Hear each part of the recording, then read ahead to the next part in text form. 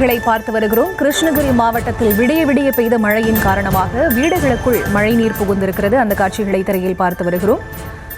கிருஷ்ணகிரி நகரில் தாழ்வான பகுதிகளில் உள்ள வீடுகளில் வெள்ளம் தேங்கியதால் அந்த பகுதி மக்கள் அவதியடைந்திருக்கிறார்கள். தூங்கக்கூட முடியாமல் விடிய விடிய கண் விழுத்தே அந்த மக்கள் இருந்ததாகவும் அண்மை தகவல்கள் கிடைத்திருக்கின்றன. தொடர் மழையால் வீடுகளுக்குள் முழங்கால் அளவிற்கு வெள்ளம் தேங்கியிருக்கக்கூடிய காட்சிகளையும் நாம் பார்த்து வருகிறோம்.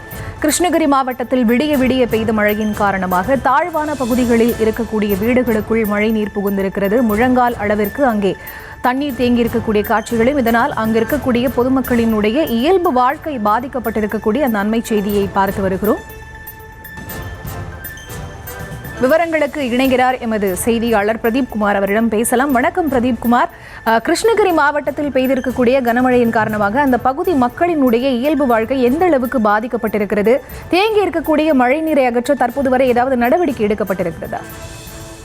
வணக்கம். கிருஷ்ணகிரி மாவட்டத்திற்கு கடந்த 2 நாட்களாக தொடர்ந்து கனமழை இருப்பதாக சென்னை வானிலை மையம் அறிவித்திருந்தது. இந்த நிலையில் நேற்று முன்தினம் மாலை முதலே கிருஷ்ணகிரி மாவட்டம் பல்வேறு பகுதிகளில் தொடர்ந்து இரவு முதல் விடிய விடிய கனமழையானது கொட்டித்தீர்த்து வருகிறது.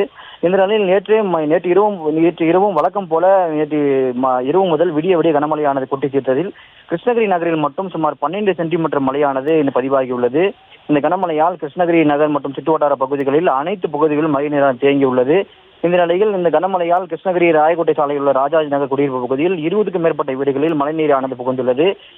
மேலும் அந்த பகுதியில் நிறுத்தி வைக்கப்பட்டிருந்த கார் மற்றும் வாகனங்கள் நீரில் மூழ்கியுள்ள வெள்ளக்காடாக காட்சியளிக்கிறது. மேலும் இந்த மழைநீரான வீடுக்குள் புகுந்துள்ளதால் வீடுகளில் இருந்த பொருட்கள் நீரில் மிதக்கும் காட்சியை நாம் பார்த்துக் கொண்டிருக்கிறோம். இதனால் அப்பகுதியில் குடியிருப்பு வாசிகள் கடும் அவதிப்பட்டு வருகின்றனர். மேலும் இதே போன்று கிருஷ்ணகிரி பழையப்பேட்டை பகுதி மற்றும் அதன் சுற்றுவட்டார பகுதிகளில் உள்ள தர்மராஜா கோயில் தெரு மற்றும் பூந்தோட்டம், பாப்பிரெட்டிப்பட்டி, செல்லாண்டி நகர் மற்றும் சுற்றுவட்டார பகுதிகளானது அப்பகுதியில் உள்ள வீடுகளில் மழைநீர் புகுந்துள்ளது. இதனால் இப்பகுதியில் பொதுமக்கள் இயல்பு வாழ்க்கை வெகுவாக பாதிப்படைந்துள்ளது.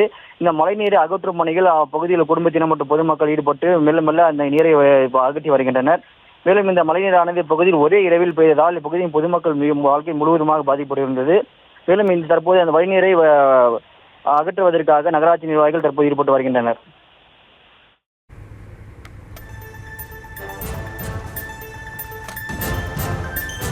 விவரங்களுக்கு நன்றி பிரதீப் குமார்.